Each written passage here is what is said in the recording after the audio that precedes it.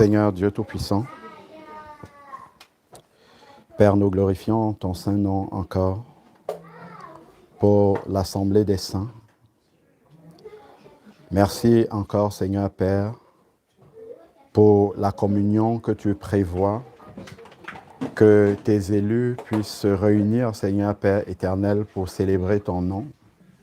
Et là où tu viens te manifester encore, Seigneur Dieu, pour recharger nos batteries, afin que nous puissions tenir dans la marche, Seigneur Père éternel, sans nous écrouler. Merci parce que c'est encore le lieu où tu viens encourager, où tu viens consoler, où tu viens relever, Seigneur Père éternel. Et Seigneur puissant, tu donnes aussi la direction à tes enfants, Seigneur Père éternel, afin qu'ils puissent tenir, Seigneur Dieu Tout-Puissant, dans ces temps qui sont des temps difficiles, tels que ta parole, Seigneur Père éternel, nous a prédit. Éternel Dieu, nous te prions, c'est toi qui connais les besoins des cœurs, c'est toi qui sondes les cœurs, qui sondes les reins, Seigneur Dieu, et qui sais ce dont tu as besoin ton peuple, Père. Nous te prions afin que tu viennes encore, Père éternel, pour pouvoir nous nourrir, Seigneur Dieu Tout-Puissant, pour que nous ayons de la ressource pour continuer la marche avec toi, Seigneur Père éternel, et que nous puissions arriver jusqu'au bout, Seigneur Dieu, car tu as un but pour chacun de nous, Seigneur Père éternel, c'est que nous puissions être perfectionnés jusqu'à atteindre la stature parfaite de Christ. Éternel, viens encore bâtir en nous ce qui ne l'est pas encore, Seigneur Dieu. Viens achever ce qui a déjà été commencé. Viens reconstruire, Seigneur Dieu Tout-Puissant, ce qui a été mal bâti, Seigneur Père éternel, afin que nous soyons conformes à l'image de ton Fils Jésus-Christ. Père, nous voulons te demander pardon encore pour toutes nos imperfections, pour tous nos manquements, Seigneur Père éternel. Épure cela, Seigneur Dieu, nettoie nos robes, Seigneur Père, afin que nous puissions demeurer dans ta présence, parce que tu es un Dieu saint, et rien d'impur ne peut entrer dans ta présence, Seigneur Père éternel. Glorifie-toi encore au milieu, Seigneur Père éternel, de ton Église, et que cette gloire, Seigneur Dieu, puisse être portée au-delà de ton Église, Seigneur Père, au milieu de ceux qui ne te connaissent pas, afin qu'ils puissent aussi être attirés à toi, Seigneur Père éternel. Car ta parole nous dit que ta volonté est que tout homme soit sauvé et parvienne à la connaissance de la vérité. Que ton nom soit loué encore au nom de Jésus-Christ. Amen. Amen. Gloire à Dieu. Le frère m'a accueilli à froid. Bon, Dieu est bon. Et c'est lui qui connaît les cœurs, heureusement d'ailleurs, parce que moi, je ne sais pas ce que je dois dire, mais Dieu, lui, sait ce qu'il a à dire. Que Dieu soit béni. Alors, la communion fraternelle, déjà, la famille chrétienne, lorsque Dieu vient et sauve des personnes, on peut le voir déjà depuis le jardin d'Éden, où Dieu a fait, il a construit le monde, et ensuite, il a créé les animaux. Et après les animaux, il a créé l'homme. Et quand il a créé l'homme, ce n'est pas l'homme qui a dit, « Seigneur, tu as vu que je suis seul. » Qui a vu ça? C'est le Seigneur qui a vu qu'il n'était pas bon pour l'homme de demeurer seul. Ce n'est pas l'homme qui a dit, « Tiens, je suis seul. » C'est Dieu qui a vu. Donc si tu es seul, Dieu voit que tu es seul. Et il sait ce qui correspond à ce qui doit être avec toi pour que vous soyez complet. D'accord? Donc, ça, déjà, c'est quelque chose d'important. Donc, Dieu a vu qu'il n'était pas bon que l'homme soit seul et il a amené une compagne.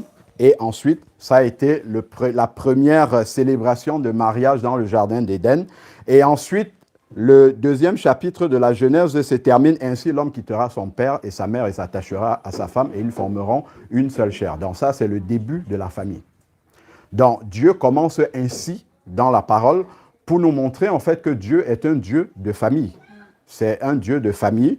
Et justement, lorsque spirituellement maintenant, cette image-là, lorsqu'on se convertit, Dieu, la Bible nous dit en fait que Dieu nous scelle tous de son esprit afin que nous pensions de la même façon. Normalement, quand deux personnes ont expérimenté la conversion en Jésus-Christ et qu'elles se rencontrent, elles causent et elles parlent comme si elles se connaissaient depuis très longtemps. Et ça, c'est un mystère. Par contre, effectivement, le Seigneur dit dans sa parole, efforcez-vous de passer par la porte. Il dit, je suis la porte des brebis. Et effectivement, si nous, on passe par la fenêtre là, et que la porte, c'est là par le Seigneur, lorsqu'on va se rencontrer, on va parler de langages qui ne correspondront pas. C'est ce qu'on rencontre souvent, au milieu des enfants de Dieu. Si je commence là-bas, en venant ici, je commence à poser la question à chacun d'entre nous. Sœur Élise, comment est-ce que tu es née? Ensuite, la tata là-bas, comment est-ce que tu es née? La sœur, ainsi de suite, le frère. Je parle de la naissance physique. Hein. Là, on n'est pas dans le spirituel, je parle physiquement. Normalement, si on n'est pas des extraterrestres, on est tous venus au monde de la même façon à part Jésus-Christ. C'est-à-dire qu'il y a eu un homme, une femme, et Dieu a conjugué leurs semences et ça a donné un enfant qui est resté 3 mois, normalement 9 mois, ou 8 ou 7, bref, qui est resté un temps dans le ventre et ensuite qui est sorti. Normalement, c'est ce qu'il doit se passer spirituellement. On ne doit pas trouver... Effectivement, tout à l'heure, je disais d'ailleurs qu'il y en a qui sont nés à 7 mois, qui sont prématurés, d'autres sont nés à 8 mois, à 9 mois, ainsi de suite. Mais à un moment donné, ils doivent sortir du ventre maternel. Si tout s'est passé bien, ils sortent vivants et ensuite, ils commencent à évoluer. Donc, normalement, c'est comme ça que ça se passe pour tous les êtres humains qui sont sur la terre. Spirituellement, ça devrait normalement se passer comme ça. C'est-à-dire que si on demande à quelqu'un comment tu as rencontré Jésus-Christ, la manière de rencontrer Jésus-Christ peut être différente. D'ailleurs, c'est même souvent différent. Parce que le papa qui a rencontré la maman, l'histoire n'est jamais la même. Ils se sont mis ensemble, la période dans le ventre, tout ça, c'est pas du tout la même chose. Mais la naissance, la venue au monde, c'est la même chose. C'est la même chose. Donc, normalement, lorsqu'on demande à quelqu'un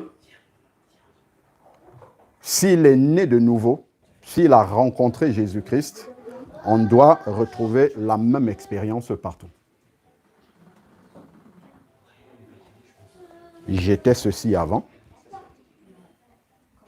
À un moment donné dans ma vie, j'ai rencontré Christ et rien n'a jamais plus été comme avant. Avant, je marchais comme ça. Et lorsque j'ai rencontré Christ, j'ai fait un demi-tour et puis je suis allé dans un autre sens. Normalement, ça doit être ça. À partir de l'instant où on a expérimenté une authentique conversion, avec un changement radical qui marque une coupure avec sa vie ancienne, une coupure nette. C'est pas quelque chose d'à peu près. Et c'est une expérience qui se passe dans le cœur. C'est une rencontre de cœur à cœur entre Jésus-Christ et l'être humain. Il faut avoir cette assurance-là qu'on a fait cette expérience-là. Ça, c'est fondamental dans l'Église. Il ne faudrait pas que ça soit quelque chose d'ambigu dans notre esprit. Même si on ne se souvient pas du jour exact où il y a eu l'étincelle dans notre cœur, on doit pouvoir se rappeler qu'à un instant donné, quelque chose s'est passé dans notre vie. Il y a quelque chose qui a changé et qui n'était plus comme avant. Je me rappelle une fois quand j'étais encore la dernière assemblée d'où on est sorti, je parle des grandes assemblées, et le pasteur me donnait souvent de faire des études bibliques le dimanche matin.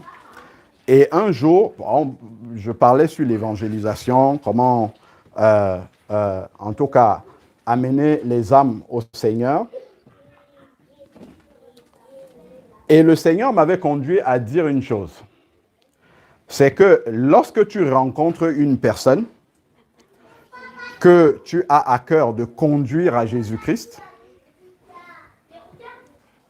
c'est bien de lui parler de ce que Dieu a fait dans la vie de Jessé. C'est bien de lui parler de ce que Dieu a fait dans la vie d'Abraham. mais toi-même personnellement qui es devant lui. Parce que c'est toi qui es la première Bible qu'il est en train de lire. Qu'est-ce que Dieu a fait dans ta propre vie? Et qu'il soit quelque chose de différent.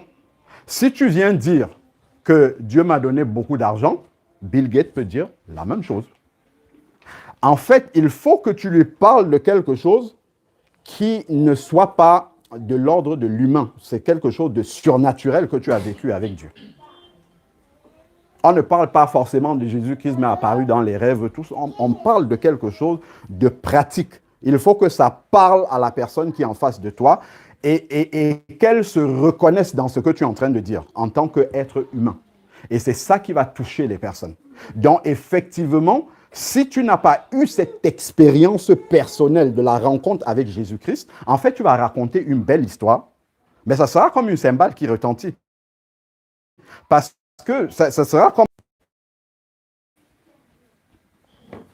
Ça commence déjà par là. Et donc, pour revenir à l'histoire, donc à l'assemblée, le Seigneur me conduit comme ça à l'esprit, dire, bon, lorsque tu vas rencontrer quelqu'un pour évangéliser la personne, sachant que c'est ce que Jésus a demandé comme travail. Voici, tout pouvoir m'a été donné dans le ciel. Allez et faites de toutes les nations des disciples, enseignez-leur à observer tout ce que je vous ai prescrit. Et voici, je suis avec vous jusqu'à la fin. Ça, c'est ce que Jésus a dit en partant de la terre. Et lorsqu'il parle des prophéties, encore dans Matthieu 24, du retour de Jésus, c'est bien que la Russie bombarde l'Ukraine, c'est bien qu'Israël, tout ceci se passe, mais moi, en tant que disciple du Seigneur, qu'est-ce que je fais? Quelle est ma responsabilité par rapport à tout cela?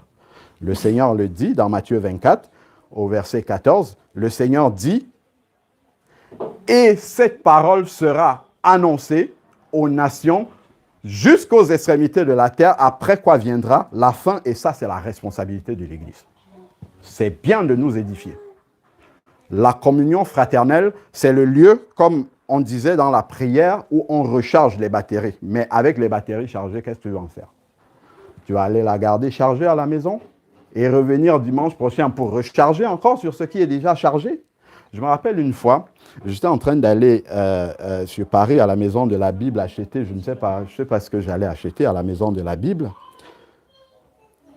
Je crois que c'était sur le boulevard Saint-Michel. Je suis en train d'avancer. Et puis, il y a un monsieur qui est là. Il était courbé de dos. En fait, c'était un monsieur qui était courbé, handicapé. Il était courbé. Et il avait du mal. Je ne sais pas ce qu'il essayait de faire. Il avait du mal. Il se tordait. Et je suis passé, j'ai regardé. Et j'ai continué. Quand j'arrive, je veux rentrer dans la maison de la Bible. Quand je touche la poignée comme ça, le Seigneur a parlé dans mon cœur. Il dit, qu'est-ce que tu vas faire là? Tu vas ajouter la connaissance à la connaissance qu'il y a déjà. Tout ça, ça te sert à quoi? À les gens qui ont besoin de toi. Ce que tu as déjà là, lui, il a besoin de ça, il faut que tu lui donnes. Souvent, c'est comme ça. On accumule, on accumule, on accumule, et ça ne sort pas. Plus ça sort, plus Dieu remplit. C'est comme ça. Va vers ce monsieur-là. Et puis je suis allé, et puis, en fait, heureusement d'ailleurs que ça s'est passé de manière instinctive. Je n'ai pas eu le temps de réfléchir, que j'étais en train de prier déjà avec autorité, vraiment sur le boulevard Saint-Michel.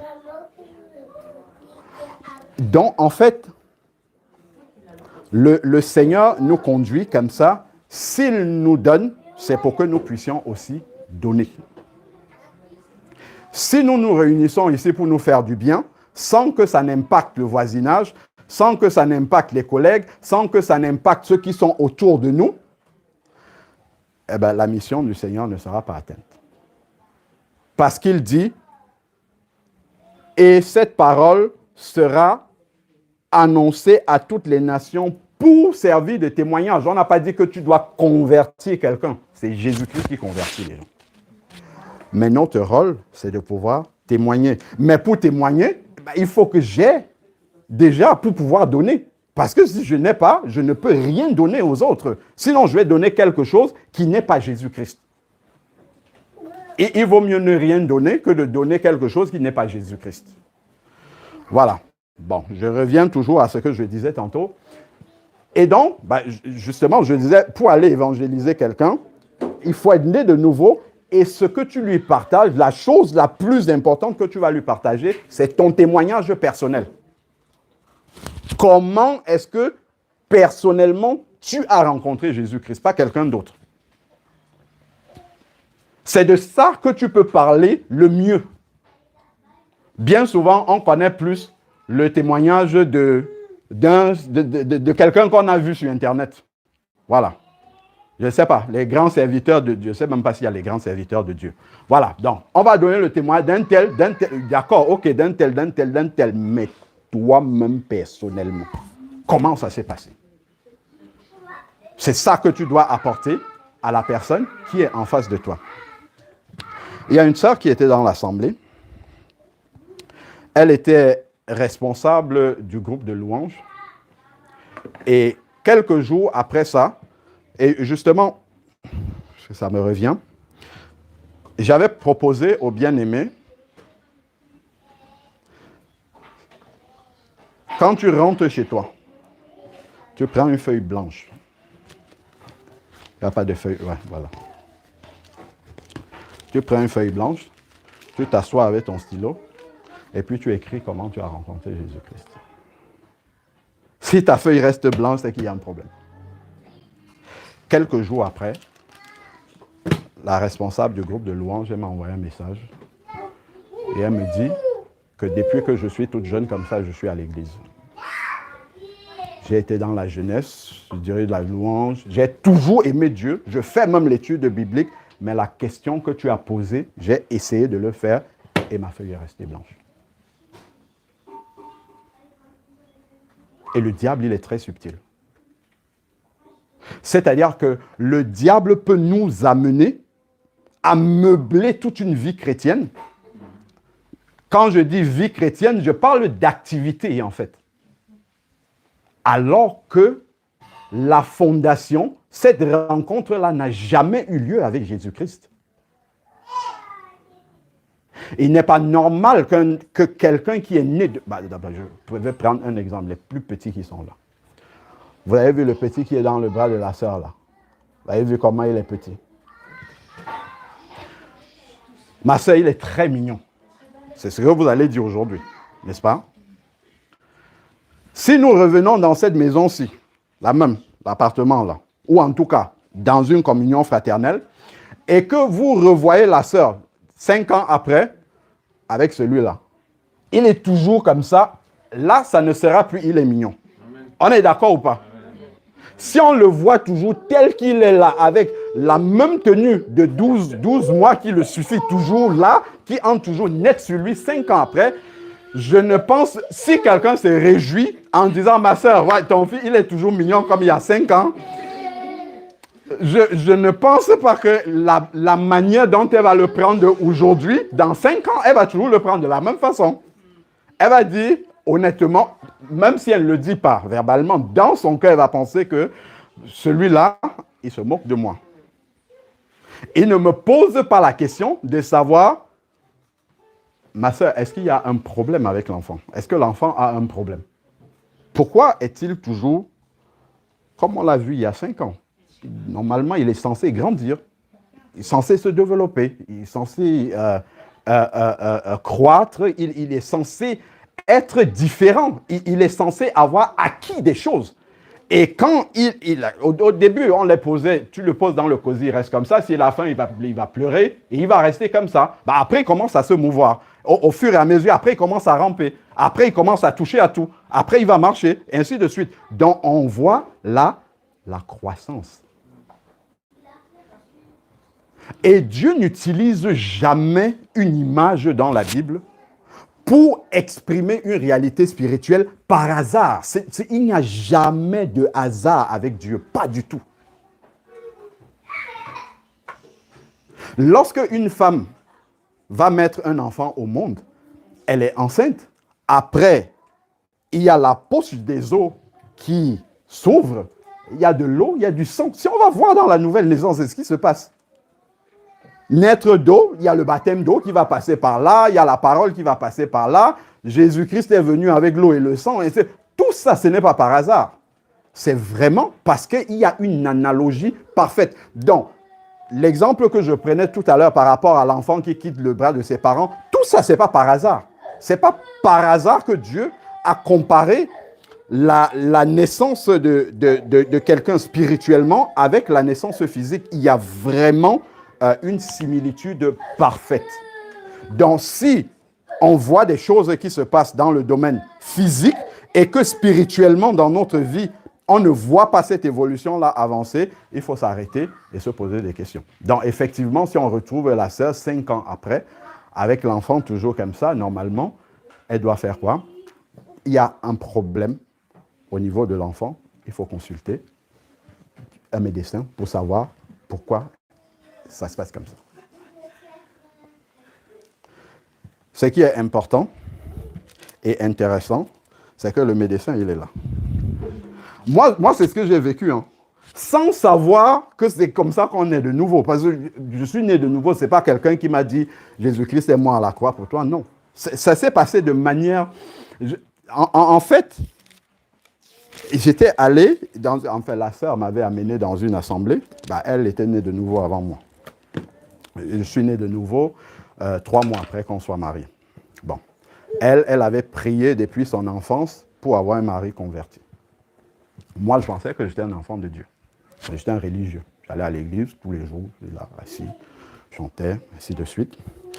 Et quand je suis arrivé à l'assemblée, on est arrivé sur Paris, et un dimanche, il faut qu'on aille au culte. On cherche sur Internet comme ça, la première assemblée, on y va. Quand j'arrive en bas, j'entends les gens qui prient en criant. Je dis, oh! Parce que moi, je sortais d'une église classique, où tout est... Voilà. Et donc, quand j'arrivais, j'entendais les gens prier, ça me cassait les oreilles. Bon. Et ensuite, je suis revenu un dimanche après, un autre dimanche, et ainsi de suite. Et j'entendais un frère qui priait, et ça m'énervait beaucoup parce qu'il citait les versets bibliques en priant. En fait, il citait les promesses de Dieu.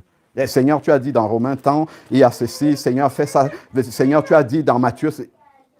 Et au bout d'un moment, j'ai commencé à tendre l'oreille un peu à ce qu'il disait. Je retenais un verset. Et quand je rentrais, j'essayais de regarder un peu ce qu'il a dit là. Pourquoi il a dit ça? Et quand je lis, il y a quelque chose qui s'est passé dans mon cœur où j'avais envie de lire la suite. J'avais envie de lire la suite. Quand j'ai lu la suite, c'est là que je me suis rendu compte, en voyant la parole de Dieu, quand il dit que la parole de Dieu est comme un miroir. C'est là que j'ai commencé à comprendre que ma vie, depuis ce que j'appelais le baptême, parce que je ne me suis pas baptisé bébé. Quand je parle de baptiser, c'est asperger d'eau. Ce n'est pas baptiser le vrai baptême. Parce que mon papa avait compris qu'on ne baptise pas les bébés. Et donc, j'ai fait des cours de catéchisme, comme certainement plusieurs d'entre nous. Quand j'étais, je crois, j'avais peut-être 16 ans comme ça, ça a duré 2 ans. 2 ans de catéchisme tous les mercredis après-midi. Après, il y avait un examen écrit. J'avais de grandes notes, des examens écrits. Et en 2e année, l'année du baptême, en plus de l'examen écrit, il y avait un oral que j'ai eu avec succès, mais voilà. Et ça, ce sont des couches de forteresse qui restent. Parce qu'on pense que normalement, ça veut dire qu'on connaît Dieu. Il y a personne qui peut te dire tu ne connais pas Dieu. C'est que je lisais la Bible. Mais si tu n'as pas rencontré Dieu, tu peux lire comme les gens font là. Bon, cette année-ci, il faut que je lise toute la Bible. C'est une chose de lire la Bible.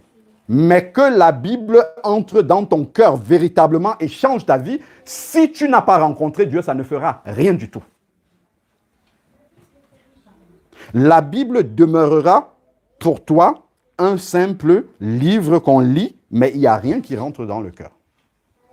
Donc, vraiment, pour que ça puisse rentrer dans le cœur et commencer à produire la croissance que ça produirait dans la vie de l'enfant, il faut qu'il y ait eu cette première rencontre avec Jésus-Christ et la réception de l'Esprit de Dieu. Parce que ça, c'est un livre qui est inspiré de l'Esprit de Dieu. Et donc, pour le comprendre, pour le recevoir dans son cœur, pour qu'il transforme réellement notre vie, il faut qu'il y ait l'Esprit de Dieu en nous.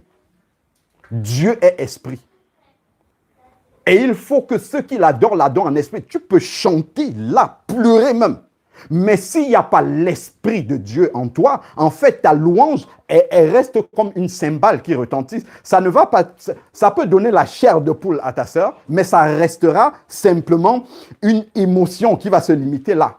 La personne ne va pas rentrer, se poser la question à la maison, mais que s'est-il passé? Qu'est-ce que j'ai vécu? Parce que tu n'as rien transmis. Il n'y avait rien au départ, donc tu n'as rien transmis. Tu peux voir quelqu'un qui chante des accords faux, qui chante comme une casserole, qui bégaye, qui parle mal, mais cette personne-là, parce qu'elle a l'Esprit de Dieu, en fait transmet quelque chose. Même si devant les personnes, les gens feignent de ne pas être touchés parce que ça ne sonne pas bien à l'oreille, mais quand ils rentreront à la maison, ils se poseront les vraies questions. Parce que l'Esprit de Dieu aura tapé là où ça fait mal. Comme la parole de Dieu est un marteau qui brise. Parce que, en fait, la personne a Jésus-Christ en elle et transmet cela aux personnes quand elle parle.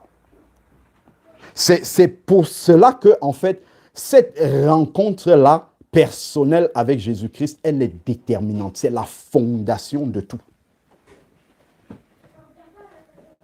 Donc, quand je commence à lire la Bible comme ça, je me rends compte que, en fait, ma vie, depuis le moment où je dis que je me suis baptisé, jusqu'à l'heure où je suis en train de lire, je regarde une vie de jeune garçon, avec les copines, avec ceci, avec cela. Peut-être toi, tu n'as pas fait ça, tu te dis que tu es meilleur. Pas du tout. Ce n'est pas vrai. Parce que le péché, c'est le péché. Et là, je me rends compte que ma vie ne correspond pas à ce que je lis là. Et je commence à me poser des questions. Seigneur, donc c'est trop tard. Comment j'ai pu, depuis là, penser que je marchais avec Dieu? Parce que je vais à l'église, je lis la parole, je connaissais des cantiques chrétiens. Mais qu'est-ce qui se passe? Comment quand je lis ça, mais ça ne ressemble pas du tout à ce que je vis? Et je me rends même compte d'une chose, c'est que il y a des paroles que je lis, mais de manière pratique, quand je dois prendre une décision, quand je suis devant une situation, je ne me souviens même plus de ce que la parole de Dieu dit. Et je peux la transgresser. Ça prouve qu'on n'est pas né de nouveau. Il faut avoir expérimenté la conversion pour pouvoir l'expliquer à quelqu'un. Sinon, tu ne peux pas expliquer ça. Il y a des signes qui ne trompent pas de la nouvelle naissance. Même si tu transgresses la parole de Dieu et que personne ne t'a vu, ta conscience te parle. C'est un peu comme quelqu'un qui entre ici. Imaginez-vous, vous avez un beau pantalon, bien blanc, belle tenue blanche. Vous pensez être vraiment bien pour arriver à l'assemblée. Et à l'entrée de la maison, là, il y a une flaque de boue, bien, il y a de l'eau, et quelqu'un passe en voiture, il vous esclave. Donc, vous arrivez, supposons que vous êtes mouillé juste là, comme ça. Quand vous allez arriver, vous allez essayer de cacher cette partie-là, pour ne pas l'exposer. En fait, c'est comme ça. Quand on a rencontré Dieu, même si on n'est pas devant les personnes, si tu viens ici, là, d'ailleurs, même pas ici, même chez toi, en train de prier dans ta chambre, si c'est que tu t'es engueulé avec Jessie, tu viens comme ça. Seigneur, tu parles d'autre chose, c'est qu'il y a un problème. Tu vas être dérangé. C'est pour ça que même dans les couples, quand les deux sont convertis, en fait, ça règle les conflits dans les couples si réellement ils sont nés de nouveau. C'est de ça que je parle. Parce que, en fait, tu ne pourras pas prier si tu as des palabres avec ta femme. C'est ça que quand la sœur, si elle me prend un peu la tête, j'attends qu'elle va prier. Quand elle va devoir aller louer le Seigneur et prier, elle va d'abord passer me voir. Et dit, bon, tu sais, il faut qu'on arrange. Et puis on va dire, c'est ça le fruit de la nouvelle naissance. Et vice-versa, c'est pareil. Je ne peux pas aller louer le Seigneur en sachant que il y a quelque chose dans mon cœur vis-à-vis de la personne. Mais si je vis avec ça comme ça veut dire qu'il y a un problème. Ça, ce sont les signes de la nouvelle naissance. C'est là qu'on voit réellement si on a rencontré Dieu. Et ça s'accompagne, en fait, c'est presque similaire avec la crainte de Dieu. En fait, ça veut dire qu'on craint Dieu réellement. C'est-à-dire que quand je viens devant le Seigneur, je ferme les yeux pour prier, étant donné que l'Esprit de Dieu habite en moi, il me révèle vraiment que c'est comme si je suis devant Dieu physiquement. Malheureusement, nous, on marche beaucoup par la vue. Peut-être certains peuvent même avoir plus peur de celui qui est ici que de Dieu, parce que Dieu, c'est abstrait pour eux. Mais quand tu as reçu l'Esprit de Dieu, c'est différent. C'est totalement différent.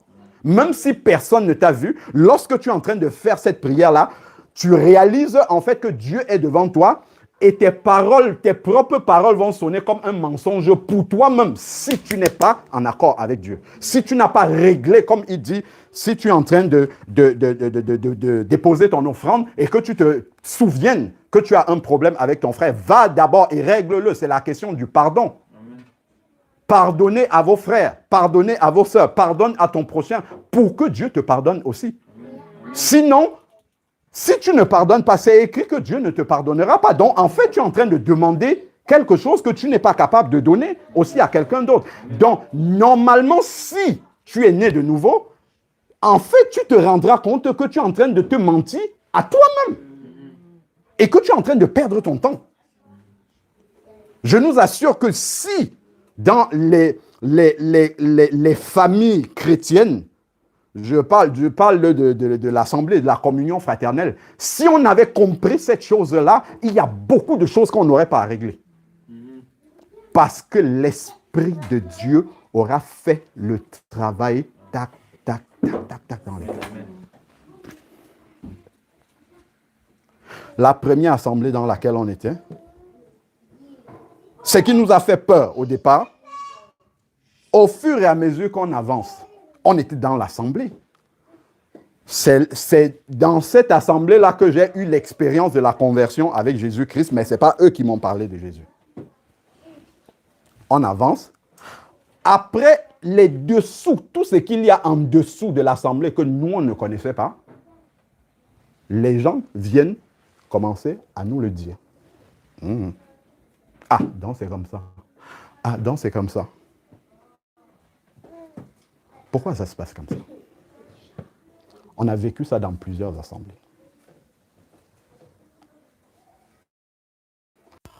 Mais il y a une chose que je vous serai demander. Si tu es vrai avec Dieu, si tu es sincère avec Dieu, si tu marches véritablement avec Dieu, si tu es avec des personnes, et que les personnes ne sont pas sincères avec Dieu, Dieu te le révélera. Ça peut être par prophétie, comme ça peut être par des personnes qui vont venir le dire. Toujours et toujours. Je me rappelle quand on se réunissait encore à l'Assemblée, j'encourageais le bien-aimé que la communion fraternelle puisse se déplacer de maison en maison. Et il y a une soeur qui demande que l'Assemblée se réunisse chez elle. Quelqu'un vient me dire, ah, frère, il ne faut pas qu'on se réunisse là-bas, la maison n'est pas sanctifiée, il faut... Jésus était avec les prostituées, non? Ainsi, on ne préfère pas la parole de Dieu.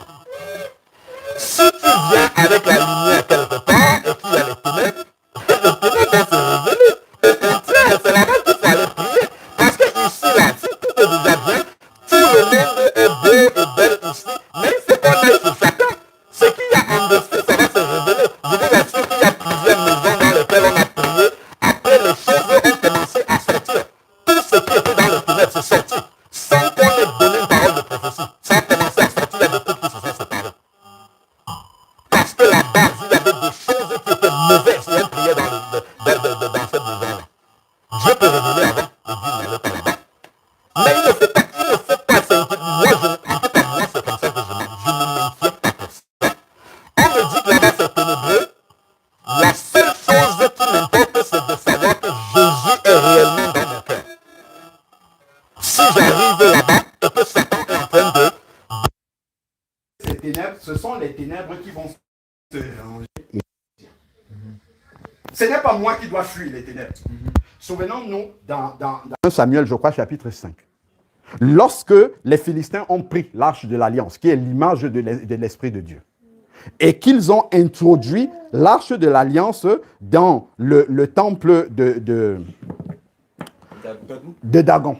Qu'est-ce qui s'est passé? C'est l'arche de l'Alliance qui est sortie en fuyant? Ou qu'est-ce qui s'est... Pourtant, l'arche de l'Alliance a été introduite normalement dans le domaine de Dagon, là où il est censé trôner. Si vous lisez ça, je vous assure que si tu as rencontré Dieu, tu ne vas pas commencer, comme on voit les chrétiens, le combat spirituel. Quelqu'un est né de nouveau, il a plus peur encore que ceux qui ne connaissent pas Dieu.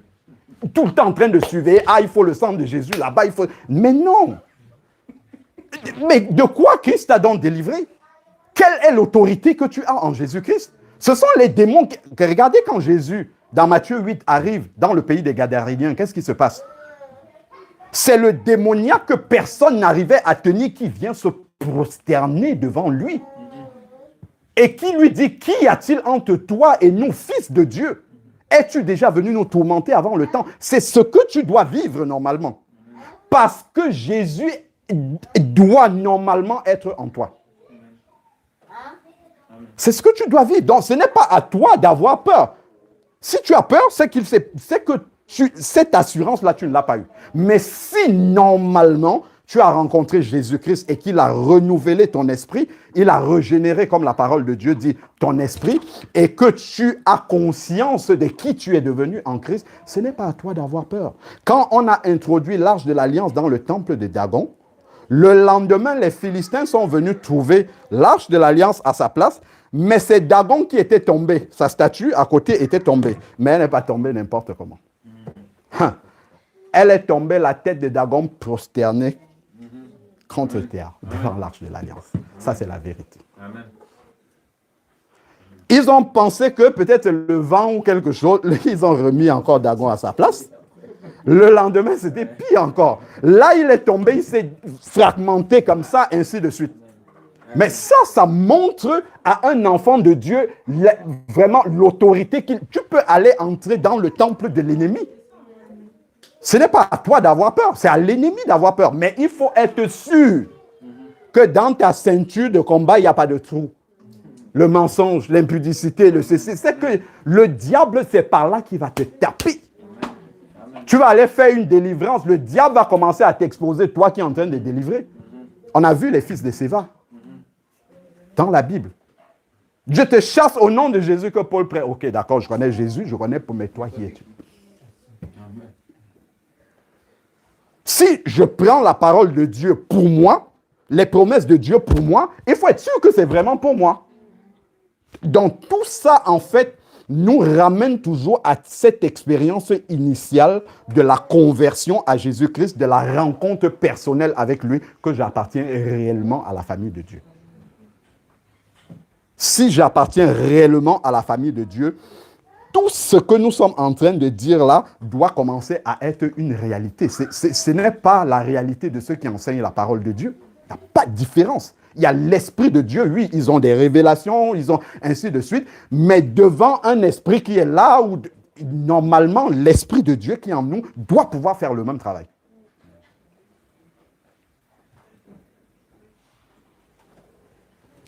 Alors, comment j'ai rencontré Dieu? Je ne parle pas de moi. Ça, c'est une question que chacun doit se poser personnellement. Comment est-ce que j'ai rencontré Jésus-Christ? Est-ce que je peux... Souvent, j'ai posé la question comme ça à l'Assemblée. Est-ce que chacun peut se présenter et dire comment il a rencontré Jésus-Christ? Ah, moi, j'étais baptisé le 25 décembre. Moi, j'étais baptisé... Le baptême, ce n'est pas la rencontre avec Dieu. C'est une conséquence de la rencontre. C'est la manifestation extérieure de ce qui s'est passé dans notre cœur. Mais il y a quelque chose qui s'est passé avant. Il y a une expérience, et c'est celle-là qui nous a normalement poussé à aller nous faire baptiser.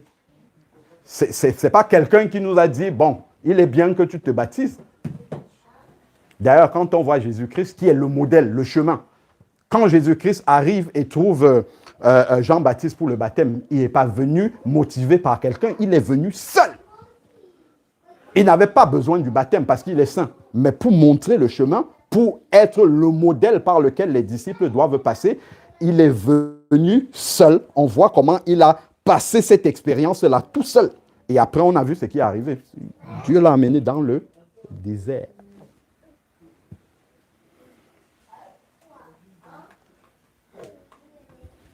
Si nous prenons quelques expériences de conversion dans la parole de Dieu, merci. Quelques expériences juste pour voir un peu comment. Alors,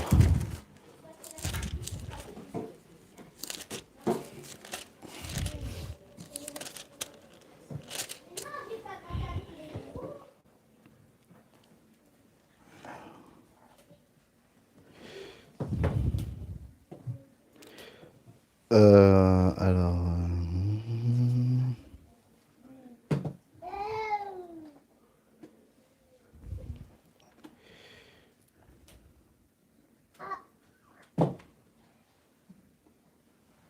voilà. Donc, on peut prendre de Matthieu 4.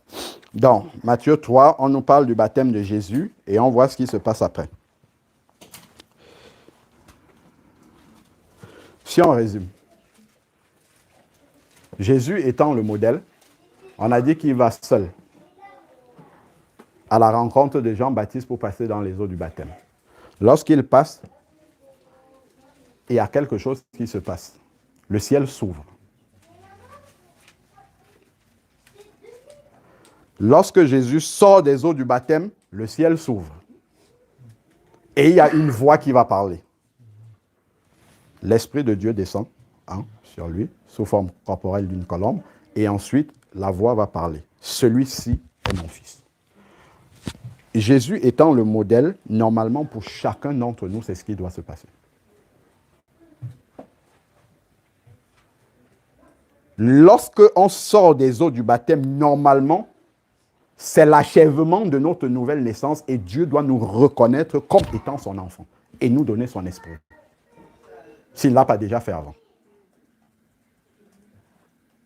Celui-ci est mon fils, ça veut dire qu'il appartient désormais à ma famille. C'est mon enfant. Et maintenant, en tant que fils de Dieu, en tant que membre de la famille de Dieu, qu'est-ce qui se passe dans Matthieu 4? Alors, Jésus fut emmené par l'Esprit dans le désert. Ce n'est pas par la faute de Jésus qu'il s'est retrouvé dans le désert. Ce n'est pas par la désobéissance qu'il s'est retrouvé dans le désert, mais c'est l'Esprit de Dieu qui l'a conduit dans le désert. Est-ce que nous voyons? C'est l'Esprit de Dieu qui l'a amené dans le désert. Donc, de la même manière pour nous, il y a des enseignements que Dieu doit nous donner dans le désert, dans le dépouillement. Parce que dans le désert, il n'y a plus rien. Il n'y a que le ciel et puis le sable autour de nous. Le dépouillement. Dieu doit nous dépouiller et nous amener à ne compter que sur lui. On revoit la même image aussi dans l'Ancienne Alliance, l'Ancien Testament, avec le peuple d'Israël. Lorsqu'ils ont été délivrés de la captivité d'Égypte, qui est l'image de la délivrance de notre ancienne vie, ils auraient pu arriver à Canaan le lendemain, si Dieu voulait. Mais si nous lisons dans Exode 13, 14, Dieu les a fait détourner le chemin des Philistins où il y avait la guerre et il les a mis en face de l'eau. C'est l'image du baptême. Et lorsque Dieu ouvre, il traverse, au bout là-bas, qu'est-ce qu'il y a? Ils entrent dans le désert, où ils vont rester 40 ans par désobéissance. C'est la même chose. Donc, ça, c'est le cheminement normal. Comme on disait, l'enfant, il est petit, il se lève, il rampe, ainsi de suite. C'est le cheminement normal d'un enfant de Dieu. Tu es né de nouveau. Ensuite, maintenant, l'Esprit de Dieu, Dieu lui-même, va te conduire dans le désert pour te dépouiller, pour t'enseigner. Et là, effectivement, Jésus ici, il a confronté Satan. Et puis, on nous explique comment est-ce que Jésus a résisté à Satan. Il est écrit. La parole de Dieu qui doit être dans son cœur. On voit que Satan même cite aussi la parole de Dieu. Mais Jésus dit, il est aussi écrit ceci.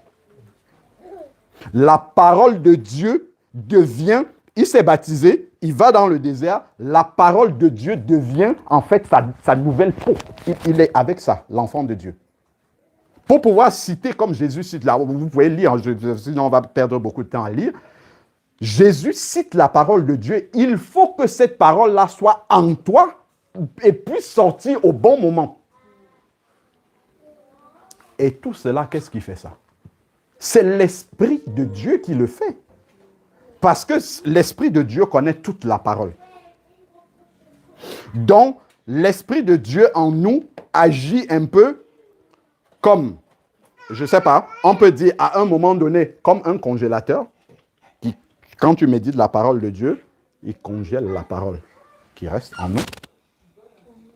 Et lorsque je suis dans la situation qui correspond à une circonstance, l'Esprit de Dieu prend le rôle du micro-ondes, il dégivre cette parole-là et il nous dit, voici la parole que tu dois mettre en pratique. Là, tout de suite. Mais l'Esprit de Dieu s'arrête là.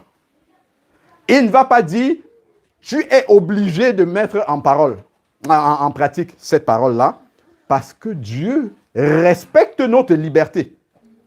Il aurait pu venir dire à Adam, pourquoi tu es en train de manger le fruit? Mais il a laissé. Dieu voyait ce que Adam et Ève étaient en train de faire, mais parce qu'il les a créés libres, il a prévenu avant. Et c'est maintenant l'amour de Dieu initial. On revient toujours à la rencontre avec Dieu. C'est ton cœur que tu as donné à Jésus-Christ. C'est ça qui va t'amener à dire, je vais mettre en pratique cette parole-là, même si elle est difficile, même si je ne la comprends pas, là, tout de suite. L'engagement de bonne conscience, c'est la définition du baptême aussi. L'engagement de bonne conscience, non pas vis-à-vis de celui qui est en train de me plonger dans les eaux du baptême. Parfois, on me pose la question, ah ben oui, est-ce que tu as demandé à la personne si elle a renoncé à toute sa vie, si elle ne vit pas en concubinage? On lui prêche l'évangile. La personne a entendu l'évangile, mais elle est en train de s'engager avec Dieu. Ce n'est pas avec celui qui est en train de la baptiser. Ça, il faut bien l'expliquer à la personne. Parce que Dieu sera avec elle partout. L'Esprit de Dieu sera là, avec cette personne-là, partout où elle va aller.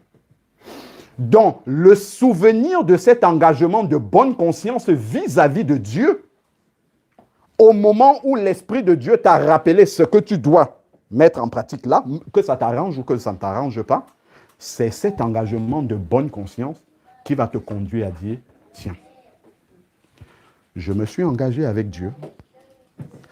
Et le jour où je me suis engagé avec Dieu, c'était avec joie. Et j'ai réalisé en fait que Dieu est un bon père pour moi et tout ce qu'il veut pour moi est bon. C'était le jour du baptême où tout était beau. Il faut que je me rappelle de ça au moment où il faut mettre en pratique une parole qui me dérange, qui ne m'arrange pas là tout de suite. Il faut que je me souvienne que toute chose concourt au bien de ceux qui aiment Dieu. Attention, on va redire le verset. Toute chose concourt ensemble au bien de ceux qui aiment Dieu. C'est quand on réunit l'ensemble de ces choses de bout en bout que tu vois que ça concourt à ton bien. Parfois, tu veux vouloir prendre le raccourci ici. Il vaut mieux prendre le temps avec Dieu de faire les choses comme il faut, parce que quand tu prends le raccourci, quand tu seras devant le véritable obstacle pour lequel Dieu voulait que tu prennes le long chemin pour être préparé, tu verras que tu n'es pas armé pour supporter ça. Et c'est là où tu vas tomber. On commence à se poser des questions, on revient sur son passé. Est-ce que réellement j'ai rencontré Dieu? Est-ce que ceci? Est-ce que cela? Parce qu'on a pris des raccourcis, on n'a pas pris le temps, comme la parole de Dieu dit, de creuser, de laisser Dieu faire la fondation, de nous dépouiller vraiment en profondeur. Le chemin de Dieu est le meilleur. Et Dieu ne regarde pas la montre. Il ne faut pas courir, il faut laisser Dieu maturer vraiment en nous. Parce qu'il sait le chemin que nous allons emprunter et il sait les obstacles qui sont devant et il sait la préparation qui est nécessaire pour pouvoir affronter ces obstacles-là. Pour que nous ne soyons pas démunis devant ces obstacles. Pour que nous ne soyons pas comme des personnes qui ne sont pas avec Dieu. Parfois, devant certaines situations, nous sommes là comme si nous devons affronter cette situation-là tout seul. Alors que Dieu, normalement, est censé être notre soutien. Je peux le chanter. Je peux le dire. Mais dans la pratique maintenant, est-ce que je vais le réaliser quand je suis devant la situation? C'est là vraiment où cette communion qui doit continuer à s'entretenir, ce n'est pas quelque chose qui se passe juste après le baptême. Ça doit continuer à s'entretenir.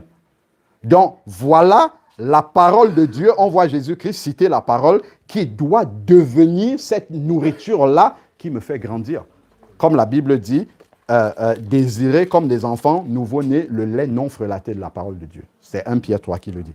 Donc, Jésus va donc vaincre le diable par la parole. Ce que je voulais nous faire lire, c'est ce que Jésus fait juste après. Nous sommes au verset 17 de Matthieu 4. Dès ce moment, Jésus commença à prêcher et à dire « Repentez-vous, car le royaume de Dieu est proche. » Si je viens maintenant dans la peau de quelqu'un qui suit le modèle de Jésus-Christ, parce qu'il a dit « Je suis le chemin, la vérité et la vie ». Je ne suis pas un chemin, je suis le chemin.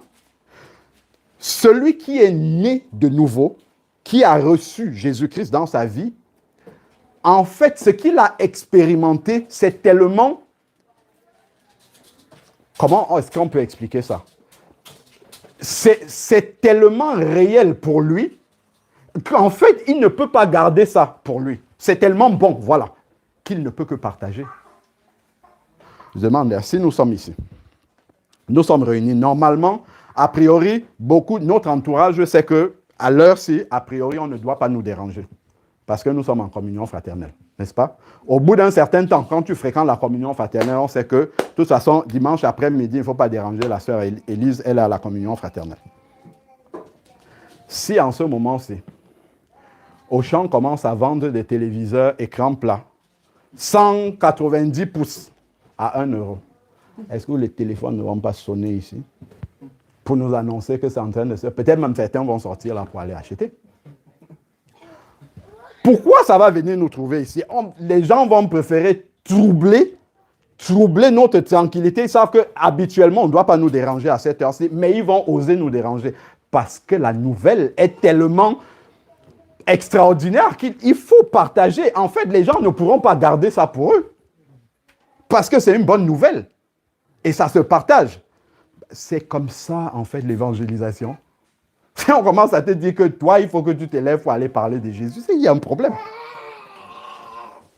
Ce que tu as expérimenté, là, tu vas commencer à te tourner déjà auprès de toi, dans ta famille, si les gens ne sont pas convertis. Moi, je me rappelle, quand Dieu m'a appelé à le servir, en fait, c'est que quand je me suis converti, mon frère, celui que je suis directement, avec qui j'ai eu plusieurs expériences de la vie où on s'est rencontrés dans des pays étrangers ensemble et tout, j'ai eu à cœur de prendre le train pour aller le TGV, pour aller le trouver chez lui. Je lui ai dit, réserve-moi un week-end, pour j'ai quelque chose d'important à te partager. La Bible dit que nul n'est prophète chez soi. C'est là où on a le plus de difficultés, mais c'est par là qu'il faut commencer. Je suis allé m'asseoir avec lui pendant un week-end pour lui parler de Jésus-Christ. Mon propre frère. Parce que ce n'était pas quelque chose que je pouvais garder. C'était tellement bon pour moi, il faut que je partage avec lui. Et après, quand je reviens, il me dit, tout ce que tu as dit, c'est important, prie pour moi. Mon frère ne parle jamais comme ça. Quand je suis rentré, j'ai continué à prier pour lui. C'est là que Jésus m'a appelé pour prêcher pour lui. Donc, en fait, c'est quelque chose de naturel. Aller vers les autres, parler de Jésus-Christ aux autres. Quand je me suis converti, entre midi et 2, l'année de ma conversion, quasiment tous mes midis, mes pauses, c'était écrire des messages d'évangélisation envoyés à toute ma boîte aux lettres. Les gens se demandaient qu'est-ce qui s'est passé dans sa tête. Qu'est-ce qui lui arrive? Dans ma famille, mes frères ont commencé à demander à leurs amis dont ils ont entendu qu'ils sont nés de nouveau, notre frère, il y a quelque chose qui se passe. Ça se passe comment quand on dit que les gens sont nés de nouveau? C'est comme ça au début. Il y a quelque chose qui va se passer.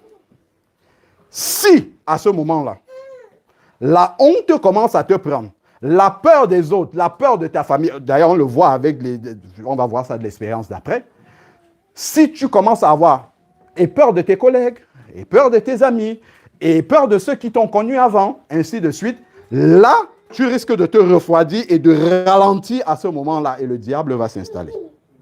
Si tu résistes dans cette période-là, et que tu tiens bon, il y a quelque chose qui va se passer après. C'est que quand ceux qui sont proches de toi vont voir qu'un an, il tient toujours. 2 ans, ben, il est toujours aussi fou qu'au début. Il devient même de plus en plus fou. 3 ans, mais c'est pire encore. Après, ils vont comprendre qu'en fait, il ne reviendra plus jamais. Et quand ils le comprennent, ça c'est le chemin du désert.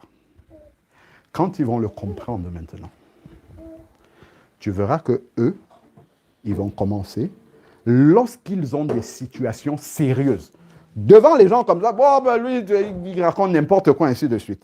Mais le jour où Dieu permettra qu'il soit dos au mur, avec une situation difficile, je vous assure qu'il y a un de mes frères qui n'est pas converti. J'ai même déjà reçu des songes pour lui, je l'ai appelé, je dis que Jésus m'a dit, il m'a montré que, en fait, vous êtes sur le mauvais chemin, vous êtes en train, c'était une image de suicide, en fait. Mes 2 frères se sont suicidés comme ça devant moi. C'était un suicide spirituel. Il montrait que vous êtes dans l'erreur. Je l'ai appelé, ah oui, si, j'ai compris. Là, il traverse une situation difficile. Mon frère m'appelle, il me dit qu'il est en train de jeûner. Tu es en train de jeûner? Parce qu'il est dos au mur. Il dit, il faut prier pour moi. Mais pourquoi tu demandes pour le reste de la famille de prier? Parce qu'il pense que c'est ma prière que Dieu va entendre. Je me rappelle une fois, on était parti à Tours, justement pour l'anniversaire de mon frère là, pareillement. Lorsque nous nous convertissons, nous passons ces étapes-là. Après, il ne faut jamais se couper de la famille totalement.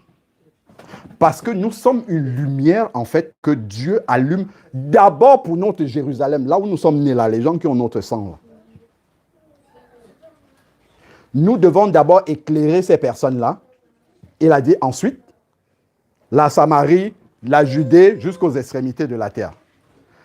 Nous, parce qu'ils sont les meilleurs témoins, en fait, de ce changement-là qui s'est passé dans notre vie. Ce sont les meilleurs témoins.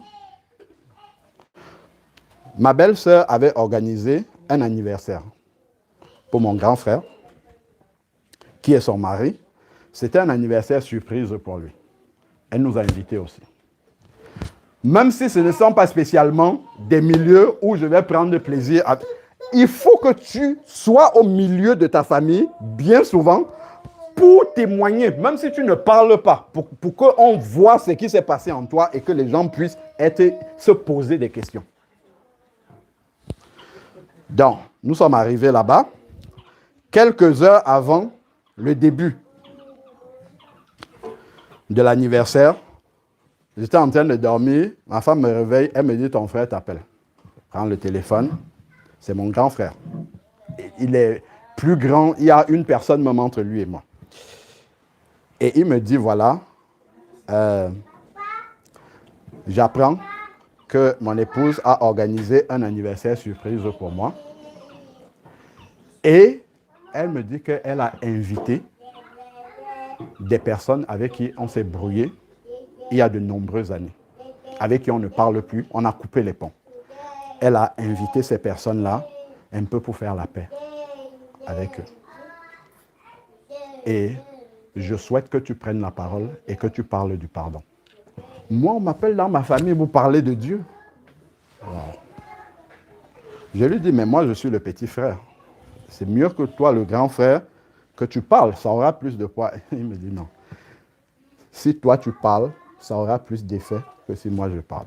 Parle du pardon, dis aux gens que, voilà, on va tous mourir et laisser tout. C'est même lui qui commence à me dire ça.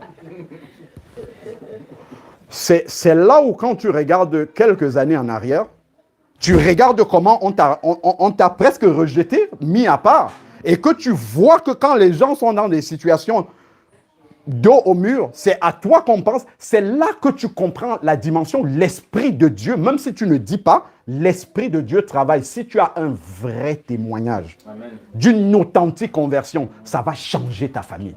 Amen. Ça va toucher les gens, même s'ils ne parlent pas. Quand ils seront dans les sujets de prière vont arriver.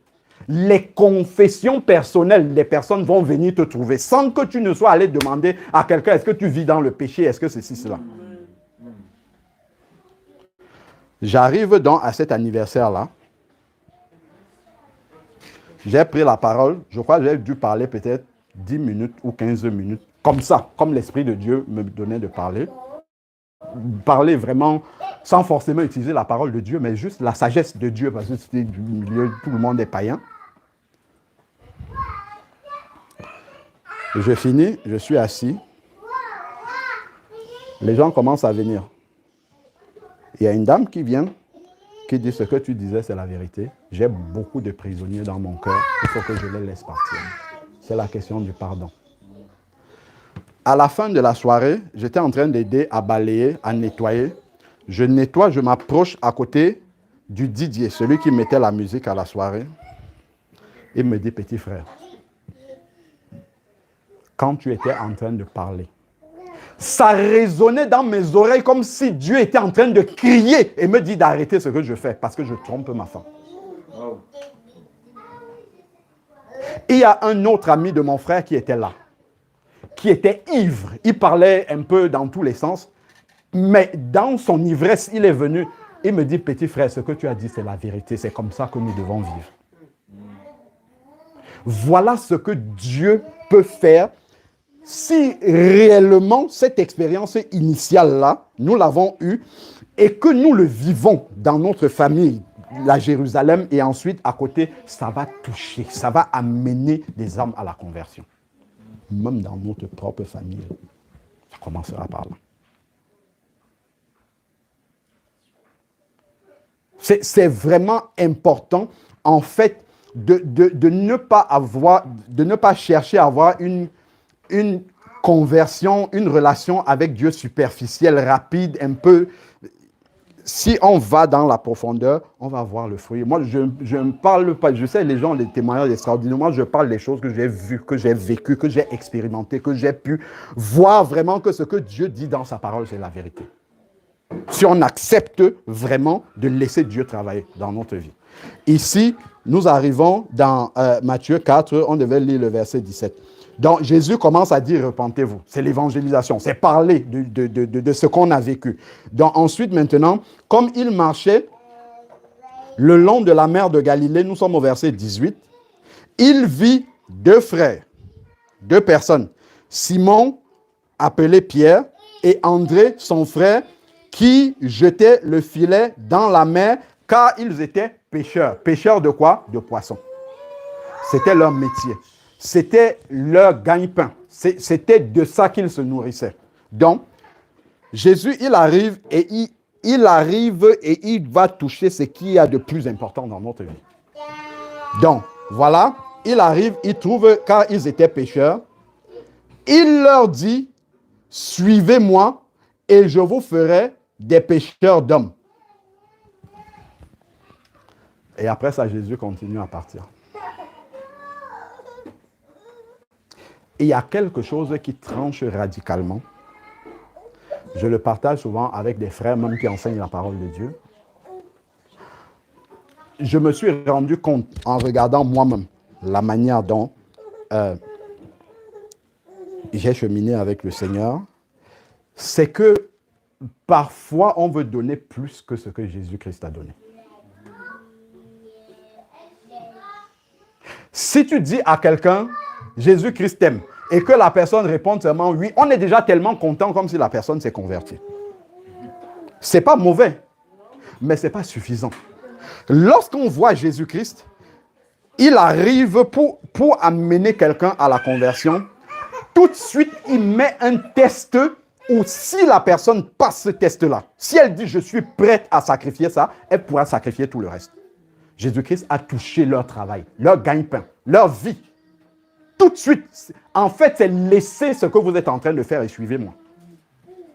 Est-ce que tu es prêt à sacrifier ça pour suivre Jésus? Donc, nous, on va presque nous mettre à genoux pour que les gens acceptent Jésus-Christ dans leur vie. En fait, ça ne va pas tenir après. Parce que ça sera comme si, en fait, on a, je ne sais pas moi, donné comment dire, je ne sais pas, si tu supplies quelqu'un pour qu'il vienne à Jésus-Christ, il ne se rendra pas compte que, en fait, c'est une grâce pour lui de venir à Jésus. Ce n'est pas Jésus, c'est lui qui a besoin de Jésus dans sa vie. Donc, Jésus, si on voit dans plusieurs parties de l'Évangile la manière dont Jésus conduit les âmes à lui, on voit par exemple dans Matthieu 15, lorsque la femme syro-phénicienne vient le rencontrer en disant « Je ne sais pas si c'est ma fille a un démon ». Jésus ne répond pas, les apôtres disent « Renvoie-la ». Après, Jésus se retourne et dit « Mais la nourriture, le pain, voilà. Le pain n'est pas pour les petits chiens. » Est-ce que tu peux dire ça à quelqu'un qui est païen, qui cherche Jésus-Christ aujourd'hui? Si tu dis ça, mais on va dire, mes frères, tu as perdu la tête. Tu chasses les âmes, tu éloignes les personnes de Jésus-Christ. Mais Jésus savait ce qu'il était en train de faire. C'était pour que vraiment ce que la personne a au plus profond d'elle-même, cet attachement-là. En fait, c'était la conversion de la personne qui était en train de se jouer à ce moment-là. C'était pour que la personne même qui est en train de donner son cœur réalise vraiment la grâce qu'elle a de pouvoir rencontrer ce sauveur-là dans sa vie. Parce que quand tu sais réellement ce que Jésus représente pour toi, en fait, tu l'entretiendras, tu garderas ce trésor-là de manière jalouse. On ne va pas te pousser pour aller à la communion fraternelle. On ne va pas te pousser pour prier. On ne va pas te pousser pour évangéliser. On ne va pas... Si on est tout le temps en train de te pousser, il y a un problème. Il y a un problème de fondement. Il y a un problème de fondement.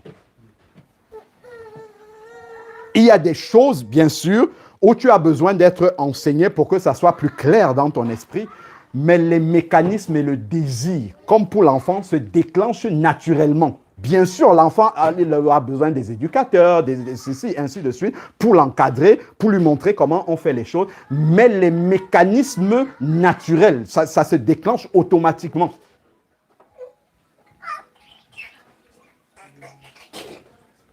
Donc, Jésus a touché quelque chose qu'il y avait d'important. Il dit, vous êtes pécheurs d'hommes. Il dit, suivez-moi. Dans la femme syro-phénicienne, pour finir l'histoire de Matthieu 15, parce qu'on n'a pas le temps, il y a tellement d'histoires et tellement de choses à dire. Il lui dit, le petit pain, enfin les petits pains sont pour les enfants et pas pour les chiens. La femme va dire, je veux me contenter de manger des miettes qui tombent de la table des petits pains, des enfants. Je vais me contenter des miettes là qui tombent de la table des enfants. Et c'est là où Jésus dit, même en Israël, je n'ai pas rencontré une fois celle de la femme. Jésus était dans un chemin avec cette personne-là. Il ne sait pas comment, il n'a pas commencé à dire, voilà au moins une qui n'est pas israélienne, qui s'intéresse même à Jésus et qui sait ce que je peux faire. Non. Bien sûr, l'Esprit de Dieu doit nous conduire à parler à chaque personne d'une manière particulière, mais on voit vraiment que quand Jésus amène une âme à lui, comme le monsieur riche qui est venu, il dit, j'ai fait tous les commandements, tout ça, Jésus dit, vends tes biens et reviens. Il a touché là où c'était important. Si tu fais ça, tu pourras aller jusqu'au bout. Mais si dès le départ, tu n'es pas prêt à lâcher ça, ça veut dire qu'en fait, tu vas commencer la marche, mais tu vas t'arrêter en chemin. Parce qu'à un moment donné, il y aura un obstacle, il y aura un choix à faire. Il y a toujours des choix dans la vie. En fait, c'est même pas en fait, tu dois te positionner d'un côté. Tu ne peux pas être à la fois dehors et dedans. Il va falloir que tu tranches à un moment donné. Comme les gens disent, je suis agnostique. Je ne sais pas si ça veut dire, je suis incroyant, je ne crois pas, je suis au milieu. Il n'y a pas de milieu. Quand l'homme impie va venir, ou bien tu es avec lui, tu as la marque de la bête, il n'y a pas de problème. Ou bien tu es contre lui et c'est la mise à mort. Il n'y aura pas au milieu. Et ça montre la vérité. C'est comme ça que c'est. Il n'y a pas, je suis entre les deux. D'ailleurs, Abraham, quand on voit l'histoire de l'homme riche, il a dit qu'il y a un fossé entre vous et moi qui est infranchissable. Donc, on doit vraiment être positionné. Donc, Jésus touche là où c'est important dès le début, dès la conversion. En fait, est-ce que tu es prêt à sacrifier ça? Ça, c'était leur vie. C'est leur cœur, en fait, qu'il est en train de leur demander. Suivez-moi. Et il part. Si vous prenez la décision, vous suivez. Si vous restez, il trouve d'autres personnes et il continue avec eux. Donc, voilà le test que Jésus a apporté. Et Jésus apporte un test comme ça pour chacun de nous. Bon, voilà ensuite ce qui se passe. Il dit, suivez-moi. Aussitôt, ils ne se sont pas mis à réfléchir en disant, bon, Pierre était marié, j'ai ma femme à la maison, comment ça va se passer? J'ai peut-être les enfants, j'ai ceci. La Bible dit, aussitôt, ils laissèrent leur filet et le suivirent. Lorsque nous allons aller voir dans Actes chapitre 9, par exemple, là où Pierre va ressusciter Tabitha, on va dire, waouh, il était rempli d'onction. Il est arrivé devant le temple, il dit, lève-toi et marche. On va dire, waouh, c'était un homme de Dieu extraordinaire. Mais voilà comment ça a commencé. Il y a eu un prix à payer au début. C'est comme si quelqu'un arrive ici et te dit, bon, écoute, Jesse, tu ne vas plus aller là où tu travailles là, tu vas me suivre désormais. Tu vas vivre de quoi? Si tu ne comptes pas sur Dieu, en fait, ce qu'il est en train de dire, c'est qu'à partir de maintenant, tu vas compter essentiellement sur Dieu. Est-ce que tu es prêt à faire ce sacrifice-là? C'était le prix pour Pierre et son frère, André. Pour d'autres, ça va être autre chose. Pour chacun de nous, ça va être quelque chose. Il y a un prix à payer. Le salut est gratuit. Mais il y a un prix pour être un disciple de Jésus-Christ. Sinon, après, ça va être compliqué la marche. Donc, ensuite, maintenant, ce qui va se passer, aussitôt, on voit qu'ils ont pris la décision, ils ont laissé le filet. Le filet, c'est aussi l'image de leur vie passée, la vie d'avant. Ils n'ont pas coupé un morceau de filet pour se dire, bon, quand on sera à la pause avec Jésus-Christ, je pourrai encore lancer le filet. Ils ont laissé le filet derrière eux et ils sont partis sans rien. C'est l'image vraiment de notre ancienne vie qu'on laisse totalement derrière nous et qu'on part sans elle. Il ne faut pas que quand on me plonge dans les eaux du baptême, je sorte une main comme ça pour dire le reste là, je vais rebâtir ma vie à partir du reste de ma main qui est non. Tout doit être mort totalement. Un peu comme lorsque nous voyons... Si, d'ailleurs, le test que quelqu'un est mort réellement, c'est que lorsqu'on le met là, lorsqu'on tourne autour d'un corps, comme on voit souvent, le corps, il ne bouge pas. S'il fait seulement comme ça, on comprend que celui-là, il n'est pas encore mort. On est en train de célébrer les funérailles avant le temps. Il est encore vivant, donc on peut encore faire quelque chose. Mais le Seigneur dit que lorsque on prend quelqu'un dans Romains chapitre 6 et qu'on le plonge dans les eaux du baptême comme ça, c'est l'image de l'ensevelissement de l'ancienne vie. On n'ensevelit pas une partie de la vie. Imaginons-nous un peu que nous traversons un cimetière. Si en traversant le cimetière, tu vois que sorti d'une tombe, tu vois le pied de quelqu'un qui déborde, je ne suis pas très sûr que tu auras envie de voir la suite. Tu risques de te retourner, en tout cas moi le premier, et partir en courant sans regarder derrière. C'est ça en fait l'image de la vie, malheureusement, qu'il y a en Christ. C'est qu'il y a une partie qui est restée à l'extérieur et l'autre partie est morte. Non, tout doit mourir. Tout doit être soumis à Christ. On ne parle pas d'être parfait en Christ. C'est-à-dire que tout en moi, je dois être prêt à laisser ça entre les mains de Dieu. Il me montre sa volonté. Je dis, Seigneur, ok, c'est ta volonté, je l'accepte. Parce que ce que tu veux pour moi est bon. Donc, ils ont tout laissé ici. Je vais finir. Ensuite, maintenant, comme ils marchaient, ah non, c'est la suite, maintenant, verset 20, verset 21, de là, étant allé plus loin, il vit deux frères. Maintenant, ces deux frères, fils de Zébédée, et Jean son frère, qui étaient dans une barque avec Zébédée, leur père. Là maintenant, en plus du métier, il va toucher les liens familiaux. Je suis dans une famille.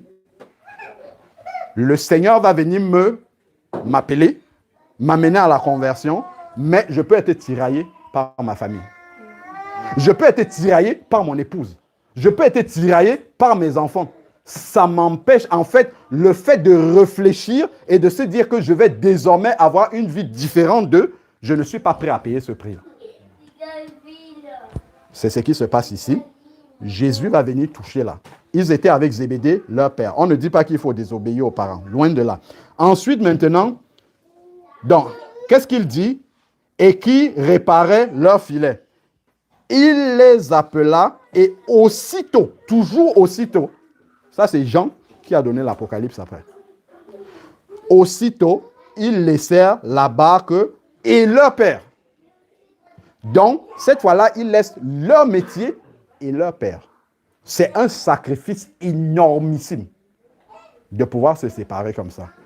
Mais généralement, après, lorsque Dieu t'a rempli, il te renvoie maintenant vers ces parents-là et tu vas travailler dans leur vie. Par la grâce de Dieu, Dieu a permis que moi je puisse expérimenter. Mon père, déjà il s'appelle David. Et de ce qu'il nous a expliqué, à son époque, quand les enfants naissaient, on les amenait voir le pasteur. C'est l'église évangélique. Et c'est le pasteur qui donnait le nom à l'enfant. Donc, étant donné le nom de mon grand-père paternel, qui était Esaïe, qui se rapproche de Ishaï, le pasteur a dit, comme c'est le fils, il va s'appeler David. C'est comme ça que mon papa a eu son nom. Donc, depuis l'instant où il est né, à l'école, il a été dans l'école de l'église évangélique. Il a fait le collège de l'église évangélique. Il a fait le lycée de l'église évangélique. Quand il a eu son baccalauréat, c'est eux qui lui ont donné la bourse pour venir étudier en Suisse. Il est rentré, il a pris des responsabilités dans cette église-là. Il a fait près de 60 ans comme ça. Les activités de l'église, ainsi de suite. Justement, quand je suis né de nouveau, mes frères commençaient à envoyer des messages aux parents. Il a perdu la tête ici, on ne sait pas où il va, dans quelle église il va, ainsi de suite. Les parents étaient très inquiets pour moi. Parce que, évidemment, malheureusement, il y a des personnes qu'on dit avoir rencontré Jésus-Christ et dont le témoignage dans les familles sont très, très mauvais. Des personnes qu'on a envoyées étudier ici et qui ont perdu le chemin totalement. Des personnes dont les parents se sont saignés. Nous, on a même des cas comme ça qu'on a connus. Des personnes qui viennent étudier, les parents ont dépensé beaucoup d'argent et qui, malheureusement, faute d'enseignement ou détournés par le diable, posent des actes qu'on ne voit pas en Christ. Donc, souvent, c'est normal que les parents s'inquiètent. Donc, les parents étaient inquiets. Le Seigneur avait permis que mes parents, qu'ils viennent à la maison, qu'ils voient comment on vit.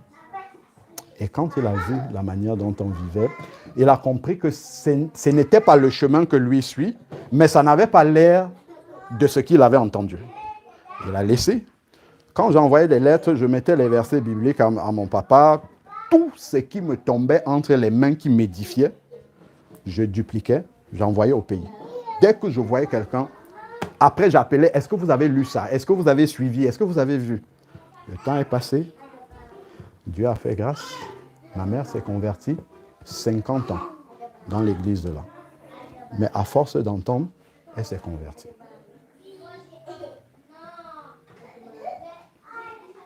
Lorsque ma maman elle est tombée malade à un moment, le Seigneur je discutais avec elle au téléphone et j'étais en train de l'exhorter. Et après, Et il y a la voix du Seigneur qui parle dans mon cœur, qui me dit, ce que tu es en train de lui dire là, il faut que tu sois devant elle pour lui dire ça. Ça faisait 5 ans que je n'étais pas rentré au pays. Et instantanément, comme ça, ma femme me demande alors, comment va maman? Je lui dis, je m'en vais au pays. La décision comme ça, on était dimanche, le samedi d'après, j'étais déjà au pays. Et ma maman était là. En fait, je vous partage pour que vraiment l'on puisse réaliser que Dieu, c'est pas théorique, c'est vraiment des choses qui sont vraies, qu'on vit. C'est-à-dire que si réellement on veut marcher avec Dieu, il y a des choses qu'on va expérimenter. Ce n'est pas des choses qu'on entend seulement. On va toujours entendre les témoignages de l'un de l'autre, mais il y a des choses que l'on vit personnellement et qu'on réalise réellement que Dieu est vivant, qu'il est réel. Lorsque je suis arrivé chez nous comme ça, j'ai embrassé ma maman et j'ai commencé à pleurer. Je ne savais pas d'où ça venait. Ma maman était sortie de l'hôpital, ça faisait quelques jours. J'ai pleuré, elle me dit, mais tu n'es pas contente de me voir? J'ai dit, laisse maman. Le soir, on était à table, on était 3. Il y avait mon papa, il y avait ma maman et il y avait moi. Et comme ça sort de ma bouche. Le Seigneur m'a envoyé en mission ici à la maison. Maman dit, ah bon? J'ai dit, oui, le Seigneur m'a envoyé en mission. Je n'ai jamais passé un séjour comme ça au pays, tous les jours. Habituellement, je sors pour rendre visite à la famille, mais tous les jours, j'étais avec la parole de Dieu, en train de prêcher à ma maman. Et c'était des versets que le Seigneur m'avait donnés avant, parler. Mais moi-même, je ne savais pas ce que j'étais en train de faire. Je me disais, c'est pour l'encourager, pour qu'elle puisse sortir de la maladie, pour qu'elle puisse faire confiance au Seigneur, pour qu'elle puisse saisir par la foi la grâce de Dieu dans sa vie. Le Seigneur m'a même conduit à faire des vidéos avec ma maman. J'en ai fait près d'une dizaine de vidéos comme ça, qui sont sur la chaîne, avec ma maman. Lorsque ce séjour-là s'est terminé, en partant de chez nous, je dis à maman, au revoir. Maman me dit, mission accomplie. C'est la dernière parole que j'ai entendue de ma maman. Elle m'a dit, mission accomplie. Et avant de sortir de chez nous, ma maman m'a appelé. Elle m'a fait asseoir. Elle m'a parlé, comme quelqu'un qui dit au revoir à quelqu'un. Je comprends, elle n'avait jamais fait ça. Mais c'est ce que j'ai vécu. Et lorsque je suis parti, mon frère, celui dont je parlais, est arrivé 10 jours après moi et maman ne le reconnaissait plus. Elle est rentrée dans un état comme ça où elle n'a plus jamais parlé. Mais moi, j'avais fait 3 semaines avec elle à la maison où elle parlait, où elle m'a confié des choses, où on a prié ensemble et ainsi de suite. Et pendant ce séjour-là, lorsque je me préparais à partir, le Seigneur m'avait dit, ton papa, qui a près de 60 ans, plus même, dans l'église où il va, l'église évangélique là, il faut que tu lui parles sans te détourner, il faut lui dire la vérité telle qu'elle est. Un jour, on était en culte matinal, pendant ce séjour-là avec mes parents, l'Esprit de Dieu est venu et j'ai commencé à parler parce que ma maman, elle avait accepté Jésus-Christ. Le Seigneur a fait grâce, elle est passée dans les eaux du baptême par immersion, ce qui est comme une trahison en fait. Parce que toute la famille est dans l'assemblée, l'église évangélique où on baptise avec les gouttes d'eau et ainsi de suite. Et ma maman, en fait, n'avait pas partagé ça avec mon père. Parce que c'est comme la trahison en fait. Ils ont grandi avec ça et ainsi de suite. Donc, et l'Esprit de Dieu me conduisait à dire que là, en fait, elle a choisi le bon chemin. Elle a pris la bonne part. Elle a fait son choix. Le choix est aussi devant toi. Quand on a fini de prier, je prends ma Bible pour partir. Mon papa me dit, ne bouge pas, reste là. Il me dit, par rapport à ce que tu disais, le baptême par immersion, j'ai lu dans la Bible, parce que mon papa, il connaît bien la parole de Dieu. J'ai lu dans la Bible, j'ai même pensé à un moment donné qu'il fallait que je me baptise, Mais quand j'ai vu qu'il y a un seul baptême, je me suis dit, celui que j'ai, c'est bon. Et puis le Seigneur m'a conduit comme ça. Acte 19, j'ai commencé à lui expliquer les disciples qui ont rencontré Paul. Et Paul leur a dit, quel baptême vous avez reçu, ainsi de suite. Et quand j'ai commencé à expliquer comme ça, mon père, il a changé de sujet. Il m'a dit, et tes frères alors, où est-ce qu'ils en sont avec la foi? Ça s'est terminé là. Et puis j'ai dit à mon papa, je suis là pour un séjour de 3 semaines. Si jamais la parole de Dieu t'amène à comprendre, je suis disposé. Quelques jours après, nous sommes en train de manger à table et papa prend la parole et dit, par rapport à ce que tu as dit il y a quelques jours, je suis prêt à passer dans les eaux du baptême, c'est quand tu veux.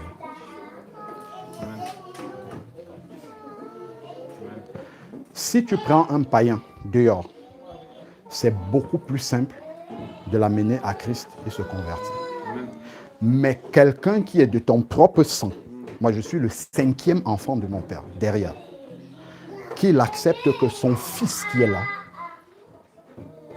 puisse lui dire quelque chose que lui, il a appris depuis, je nous ai dit, c'est quand il est né, c'est eux qui lui ont donné son nom.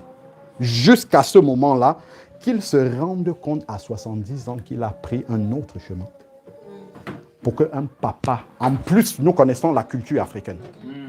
Les parents ne s'humilient pas devant les enfants. Pour qu'ils reconnaissent ça, qu'ils acceptent ça, il faut que Dieu ait fait quelque chose de puissant dans son cœur. Ça, ce sont des fruits que nous pouvons récolter vraiment dans notre vie et voir vraiment le Seigneur agir puissamment. Ce jour-là, où on avait convenu pour le baptême, mon papa s'est levé 2 heures de temps avant moi. Il a prié longtemps dans sa chambre. Nous sommes partis. J'ai dit, papa, est-ce que je peux filmer? Il me dit, filme si ça peut servir de témoignage à d'autres personnes. C'est sur la chaîne. Avant ça, il a parlé. Il a donné son cheminement. Comment il a marché? Comment est-ce qu'il pensait être dans la vérité? On est rentré dans les eaux du baptême. Déjà avant même, il est resté dans les vestiaires 30 minutes encore à prier. Nous sommes entrés dans les eaux du baptême. Après être sorti des eaux, il est resté dedans peut-être 15 ou 20 minutes. Il est retourné dans les vestiaires peut-être 30 minutes. C'était vraiment quelque chose. En fait, c'était une déchirure, une cassure complète, en fait, qui était en train de s'opérer en lui, à 70 ans. Ayant marché, cheminé, en fait, pendant près de 50 ans, avec les 60 ans même, avec les forteresses dans sa tête. C'est vraiment pour nous dire que si nous portons du fruit, Dieu va agir puissamment dans nos vies. Et quand je suis rentré, je ne savais pas en fait que le Seigneur m'avait envoyé pour préparer ma mère à l'éternité. Elle est partie 2 mois après ce séjour-là et n'a plus jamais parlé.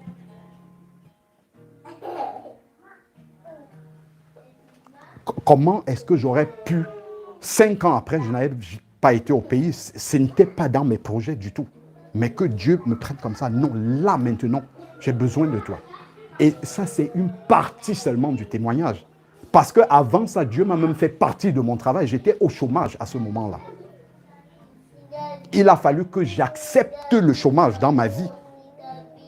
Au travail, pour quelque chose, parce que je voulais suivre Jésus-Christ, j'ai accepté de partir au chômage. Et c'est pendant cette période de disponibilité-là, parce que le Seigneur voulait que rien ne me retienne par rapport à cette mission-là. Et quand je me suis retrouvé au chômage, la question c'était, Seigneur, ça fait 10 ans que je travaille. Pourquoi ça arrive à ce moment-là? Il y a forcément quelque chose que tu veux m'enseigner. Donc, vraiment, mes bien-aimés, si je vous confie ces choses-là qui sont intimes, c'est vraiment pour nous dire que Dieu est réel et qu'il peut réellement nous utiliser si nous l'avons laissé travailler dans nos vies. C'est-à-dire que si nous sommes venus avec tout, sans être parfaits, Seigneur, me voici, je t'apporte tout entre tes mains. Seigneur, voilà les 5 pains et 2 poissons, les seuls que j'aime, mais je te donne tout. Travaille dans ma vie. Dieu va faire. Et ça va porter du fruit dans nos familles, dans nos maisons, là où nous avons grandi, autour de nous. Tous mes frères ne sont pas encore convertis. Il y a un autre que j'ai conduit dans les eaux du baptême aussi, par la grâce de Dieu. Il y en a d'autres encore. Le combat continue. Mais j'ai cette assurance, cette foi que Dieu va faire. Que Dieu va toucher. Donc vraiment, mes frères et sœurs, la rencontre avec Dieu, la conversion, la marche avec Jésus-Christ, soyons sûrs que nous sommes partis des bonnes bases, d'une vraie rencontre avec Dieu. Tout le reste, ça va couler. Que Dieu nous bénisse.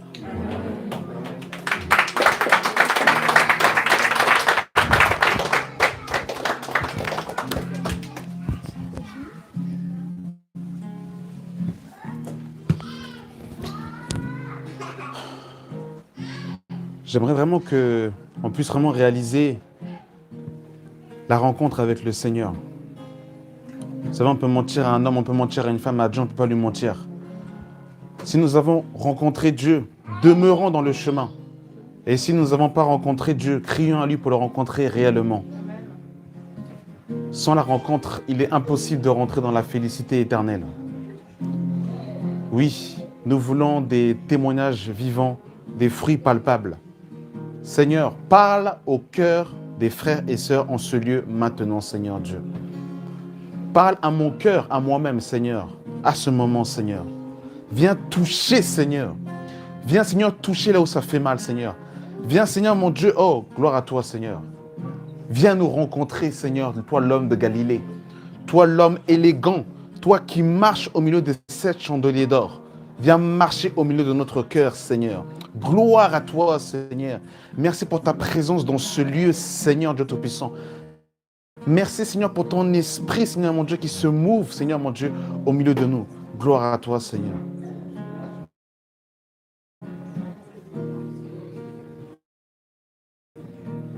Avec les fous de Gadara, et on connaît l'histoire de Marc 5, comment le Seigneur a changé sa vie. Quand il dit, le refrain dit, ma vie t'appartient.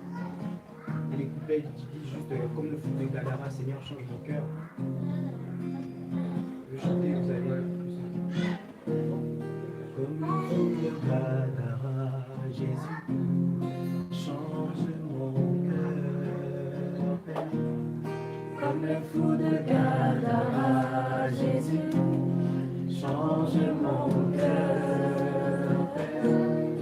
Comme le fou de Gadara, Jésus, change mon cœur, Père. Ma vie t'appartient, ma vie t'appartient, ma vie t'appartient. Ma vie t'appartient, ma vie t'appartient, ma vie t'appartient. Fais ce que tu veux de moi, Jésus, façonne mon caractère. Fais ce que tu veux de moi, Jésus, façonne mon caractère. Fais ce que tu veux de moi, Jésus, façonne mon caractère. Ma vie t'appartient, ma vie t'appartient, ma vie t'appartient, ma vie t'appartient. Emmène-moi dans les déserts, Jésus, façonne mon caractère. Emmène-moi dans les déserts, Jésus, façonne mon caractère. Ma vie t'appartient, ma vie t'appartient, ma vie t'appartient, ma vie t'appartient, ma vie t'appartient.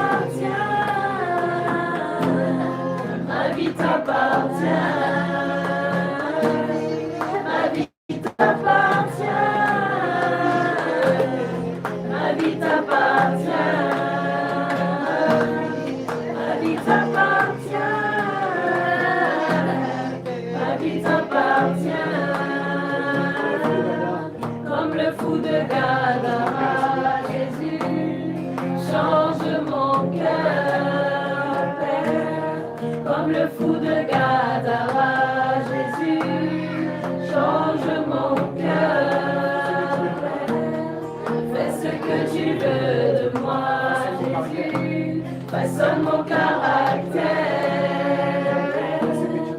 fais ce que tu veux de moi, Jésus, façonne mon caractère. Emmène-moi dans le désert, Jésus, façonne mon caractère. Emmène-moi dans le désert, Jésus, façonne mon caractère. Ma vie t'appartient, ma vie t'appartient, ma vie t'appartient. Ma vie t'appartient, ma vie t'appartient, ma vie t'appartient. Amen. Est-ce que, ma soeur Fanny, tu veux bien venir? Ma soeur Teresa, tu veux bien venir? On va prier pour vous. Mon frère Lucas, tu m'as levé. Mon frère Alain Patrick, on va prier pour eux.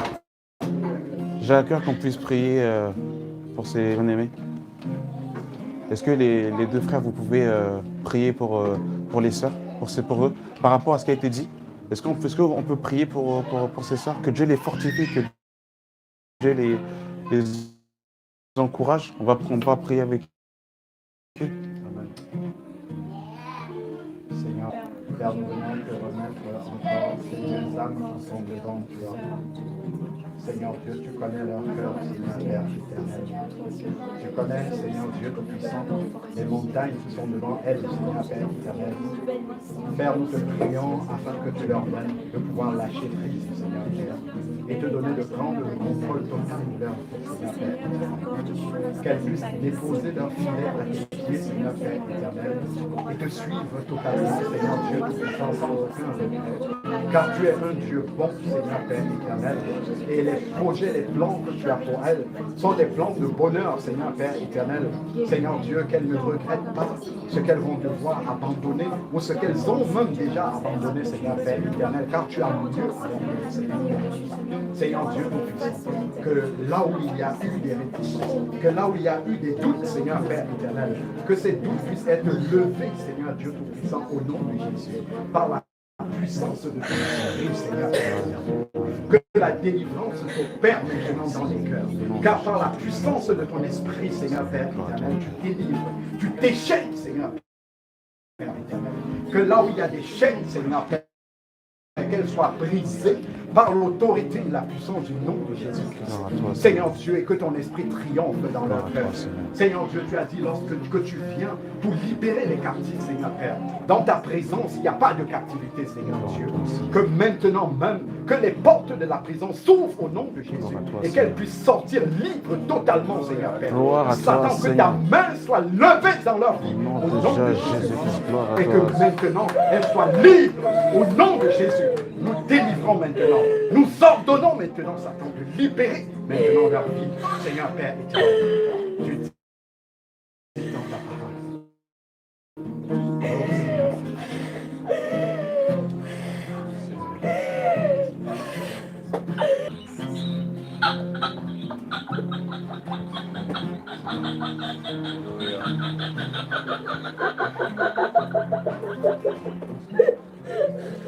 Isaïe chapitre 25, le Seigneur vous encourage.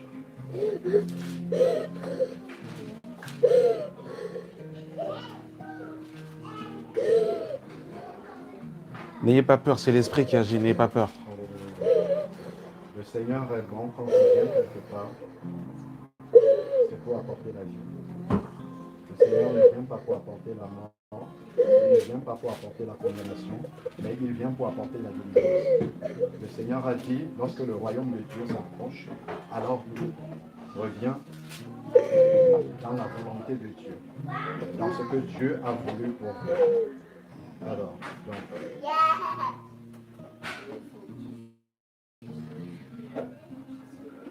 Isaïe chapitre 43, verset 18. Ne pensez plus aux événements passés et ne considérez plus ce qui est ancien. Mes sœurs, ne considérez plus ce qui est ancien. Voici, je vais faire une chose nouvelle sur le point d'arriver. Ne la reconnaîtrez-vous pas? Je mettrai un chemin dans le désert et des fleuves dans la solitude. C'est la délivrance que le Seigneur vient faire. Le Seigneur vient faire un chemin nouveau dans vos vies. Et ce que vous voyez impossible à vos yeux, si vous mettez tout entre les mains du Seigneur, tout devient possible. Car il a dit dans sa parole, tout est possible à celui qui croit. Amen.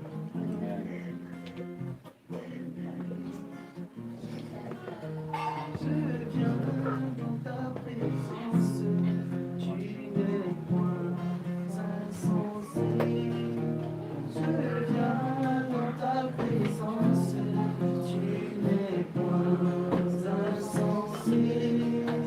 Aux larmes de ma sœur Fanny, tu n'es pas insensé. Les enfants qui te louent, tu n'es pas insensé. Aux hommes qui meurent en Ukraine, tu n'es pas insensé. Le catholicisme, tu n'es pas insensé. Mon père fuit dans les femmes, tu n'es pas insensé. Séparation dans les familles, tu n'es pas insensé. Ma grand-mère dans son chapelet, tu n'es pas insensé. Ma famille orgueilleuse, tu n'es pas insensé. Tu vois tous mes soucis, mes inquiétudes et mes peines, tu n'es pas insensible à mon cri. Oh, je viens dans ta présence, tu n'es pas insensé. Aux larmes de mes sœurs, tu n'es pas insensé. Aux âmes qui pourrissent en enfer, tu n'es pas insensé. Des enfants dispersés, tu n'es pas insensé. Aux femmes qui sont stériles, tu n'es pas insensé.